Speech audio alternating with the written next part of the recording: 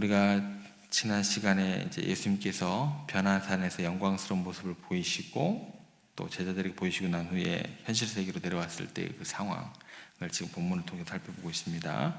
예수님께서 영광을 보이시고 난 다음에 그 놀라운 체험을 하시고 난 한 직후에 현실 세계 속에 이제 제자들이 믿음 없는 사람들과 다투고 또 변론을 벌이면서 그런 초라한 모습을 보여주게 됩니다. 그 이유는 제자들이 현실이라는 그 장벽에 갇혀서 그들의 믿음이 흔들리고 잃어버렸기 때문이다라는 것입니다. 그래서 현실 속에 있는 믿음을 잃고 위축된 모습을 지금 제자들이 보여주고 있고, 그 믿음이 시간과 공간에 갇혀 있었던 제자들이 예수님이 눈앞에만 있어야만 믿음을 나타낼 수 있었고, 또 그렇게 예수님께서 부재되는 그런 상황을 느꼈을 때는 무력함을 경험하게 된다라는 모습을 보게 됩니다.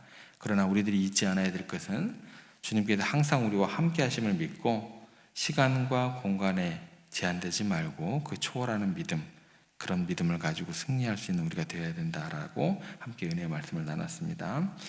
오늘 말씀을 통해서 우리가 생각할 주제는 뭐냐면, 그 주님께서 우리에게 현실 속에서 본질을 보던 그런 믿음의 중요성을 이야기를 하고 계십니다. 본질을 바라봐라. 그게 믿음의 그런 모습이다라는 것이죠. 현실 속에 나타나는 더 깊은 그 원인, 그 본질을 바라볼 수 있는 영적인 눈을 가질 수 있어야 더욱더 믿음이 온전해진다라는 것입니다.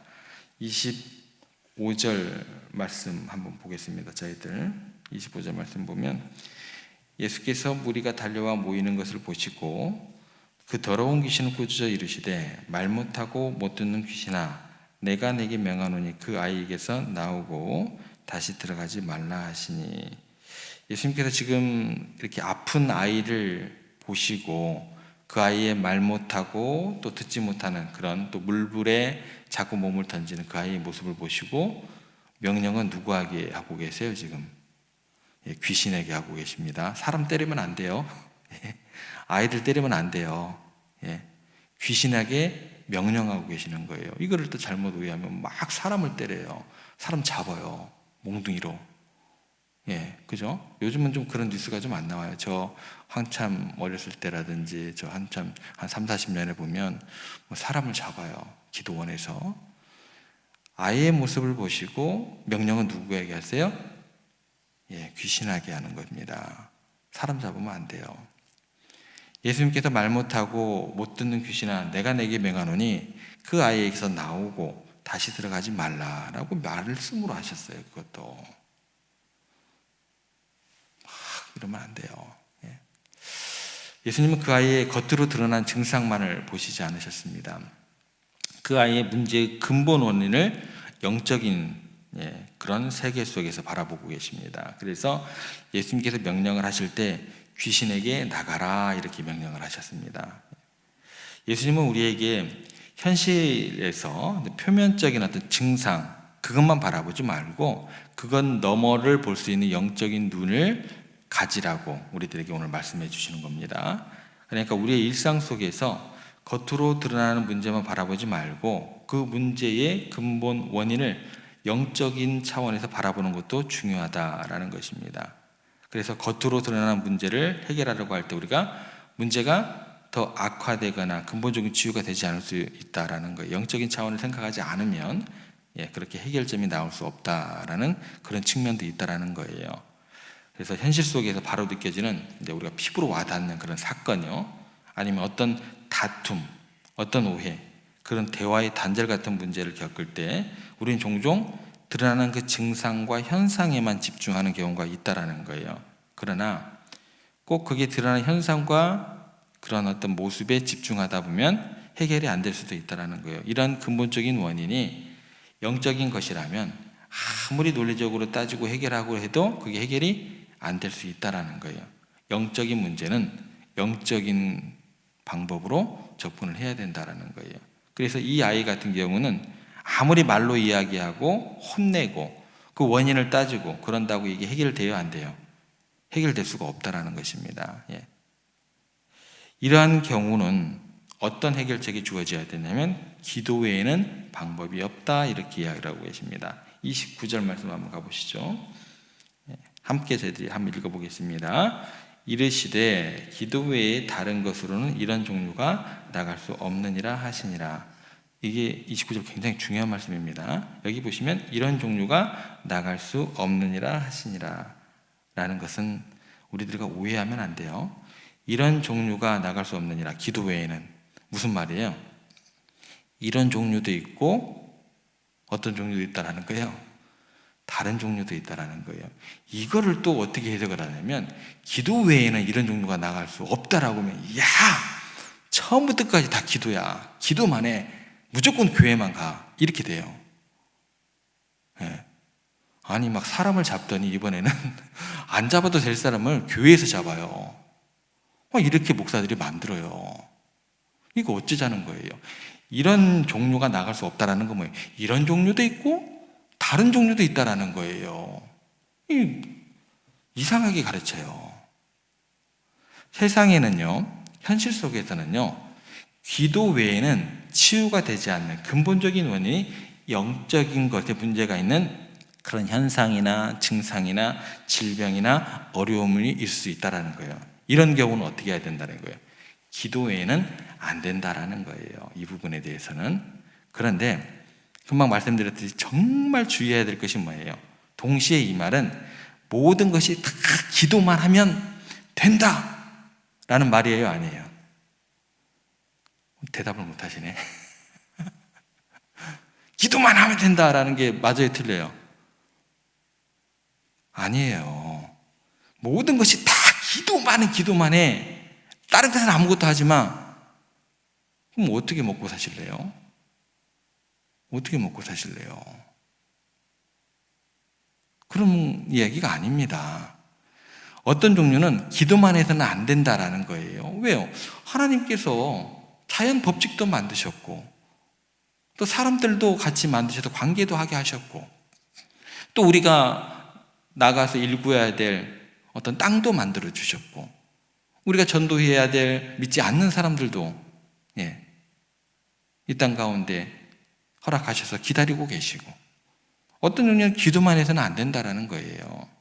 다시 말해서 물리적으로 또 약으로 또는 인격적으로 대화 속에서 해결할 수 있는 문제도 있고, 또 어떤 경우는 영적인 차원에서 나쁜 영에 살이 잡혔기 때문에 말도 못하고 듣지도 못하고 대화도 안 되고 몸을 가누지 못하는 그런 모습, 또 외적인 모습 같지만 이런 것들은 물리적인 처방이 아니라 영적인 처방이 내려져야 되고 기도 외에는 안 된다라는 그런 말씀으로 우리들에게 가르쳐 주신다라는 거예요.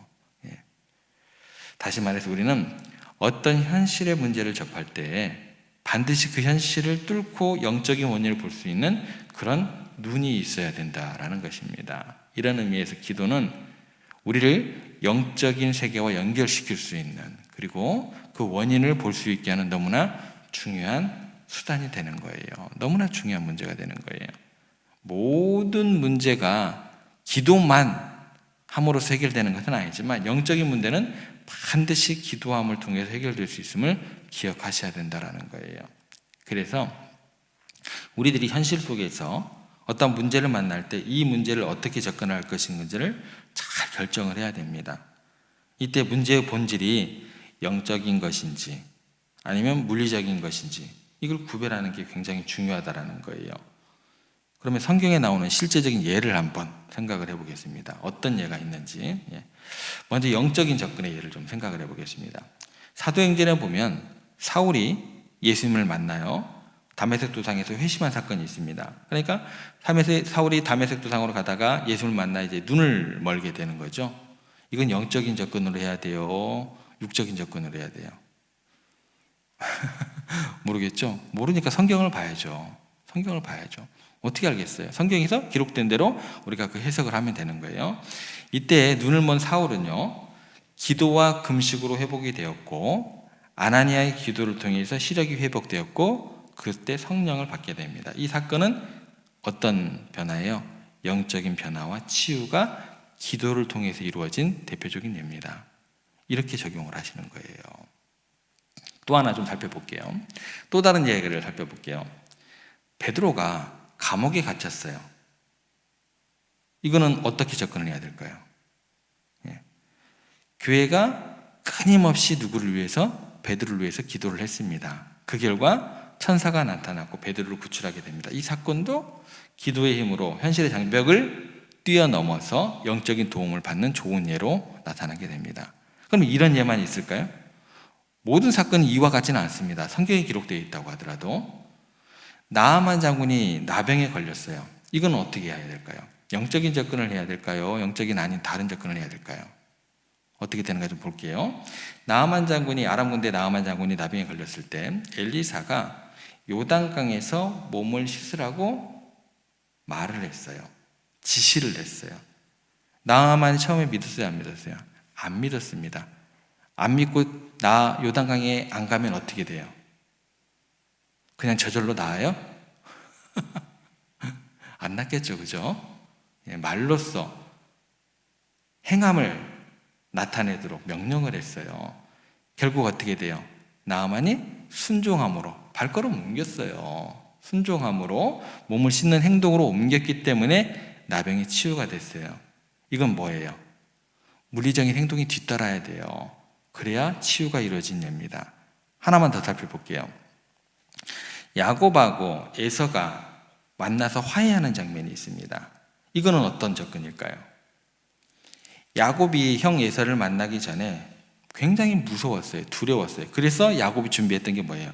선물과 또 용서를 구하는, 납작 엎드려서 그런 식으로 관계를 회복하려고 했습니다. 그래서 야곱은 물질적인 선물을 가득 준비를 했어요.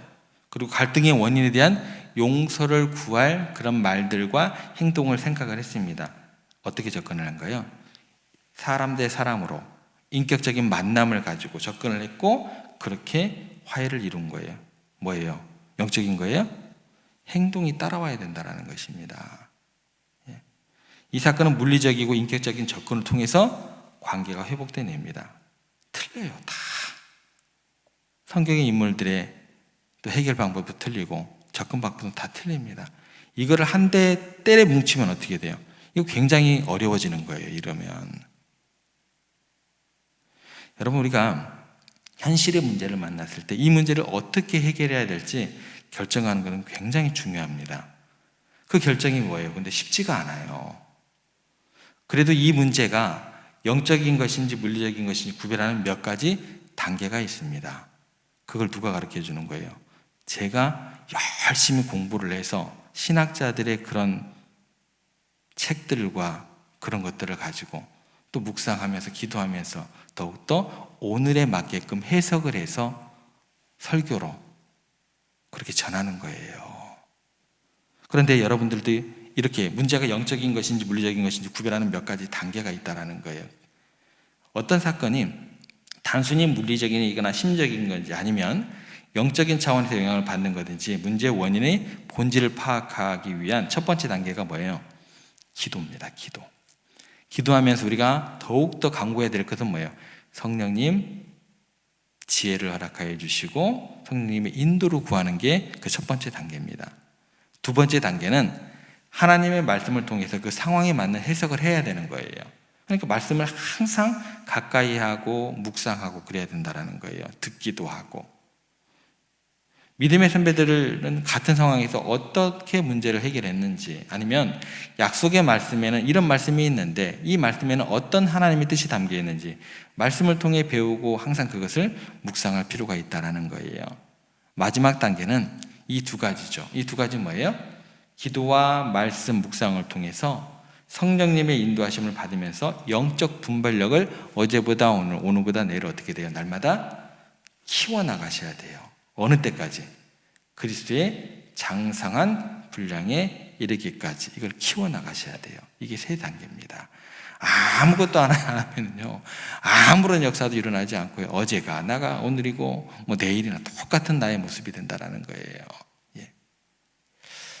우리는 현실의 문제를 접할 때 물리적, 인격적 대화로 해결할 수 있는 문제도 있지만 영적인 문제를 영적인 방법으로 접근해야 한다는 것을 꼭 기억하시길 바랍니다. 여러분의 믿음이 현실의 장벽에 갇혀있지 않고 더 본질적인 문제를 볼 수 있게 지혜와 영적인 시각을 주시기를 항상 기도하시기를 바랍니다. 그리고 항상 말씀과 기도를 통해서 영적인 원인을 찾고 해결하시면서 하나님께로부터 주어지는 더 근본적이고 완전한 치유를 날마다 경험하시는 여러분들 되시기를, 그런 오늘 하루 되시기를 주님의 이름으로 부탁을 드립니다.